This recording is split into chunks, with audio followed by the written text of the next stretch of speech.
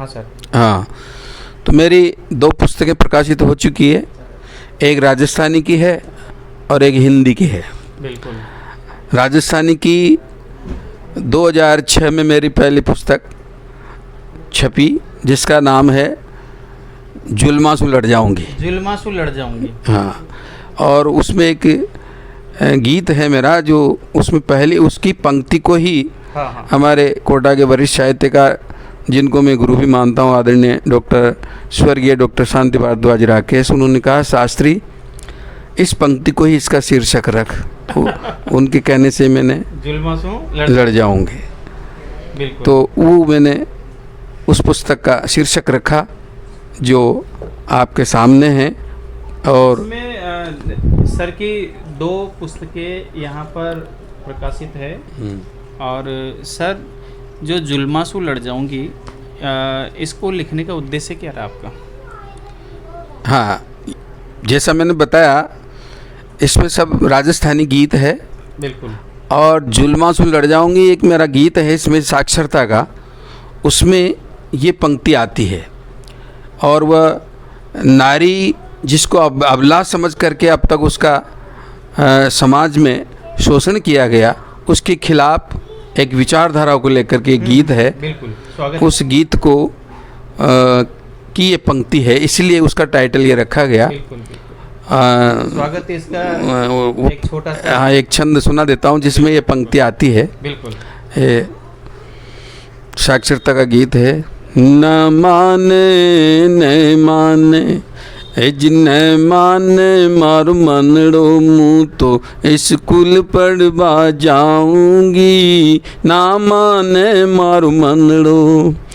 आखिर पार ब्रह्म परमेश्वर, आखिर पार ब्रह्म परमेश्वर, उनकी शरण में जाऊंगी, ना माने मारू मनड़ो, मुँह तो स्कूल पढ़वा जाऊंगी, ना माने मारू मनड़ो।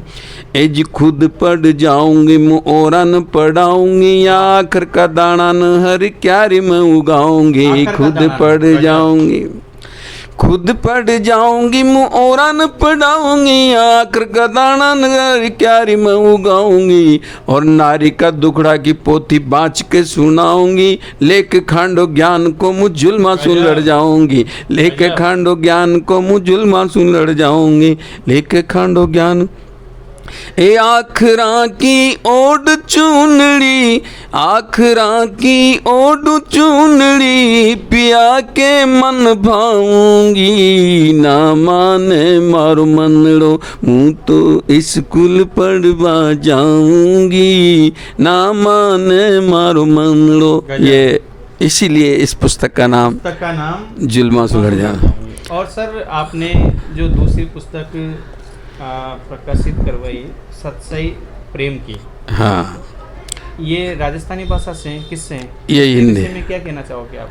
राजस्थानी भाषा की तो ये एक पुस्तक है। हाँ। और दूसरी पुस्तक मेरी राजस्थानी भाषा की कहानी की प्रकाशनाधीन है, उसकी पांडुलिपि लगभग तैयार सी है। बिल्कुल। और उसके पहले ही ये हिंदी की जो एक पुस्तक मेरी सच्चाई प्रेम की, सच्चाई प्रेम हिंदी हाँ, में है ये हिंदी में है। और इसमें 700 दोहे हैं, 700 दोहों का संग्रह है।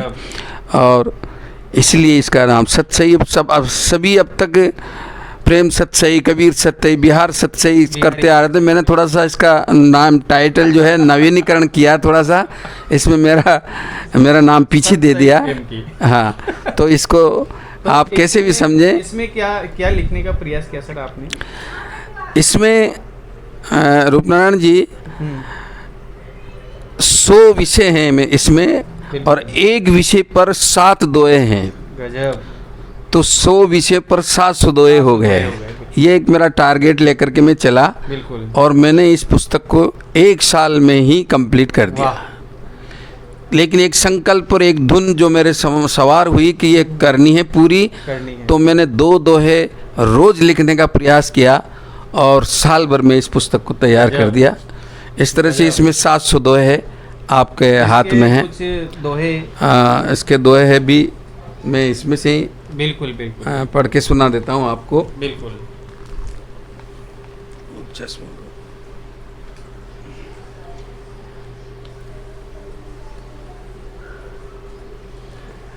इसमें 100 विषय हैं। हाँ सर। अब 100 विषय में श्रृंगार भी है, अंगार भी है, राष्ट्रभक्ति भी है, संस्कृति भी है, संस्कार भी है, बिल्कुल। वार त्योहार, खेत खलियान सब आगे, किसान है। जैसे एक श्रृंगार की, अब हाँ। ये निकल गई तो मैं यही बिल्कुल, सुना देता हूँ। बिल्कुल, बिल्कुल। चूड़ी शब्द को लेकर के, हाँ, हाँ। चूड़ियाँ, हाँ तो मैंने 7 दोहे चूड़ियाँ पे बिल्कुल लिखे। बिल्कुल। हरे रंग की चूड़ियाँ खुशियों का भंडार,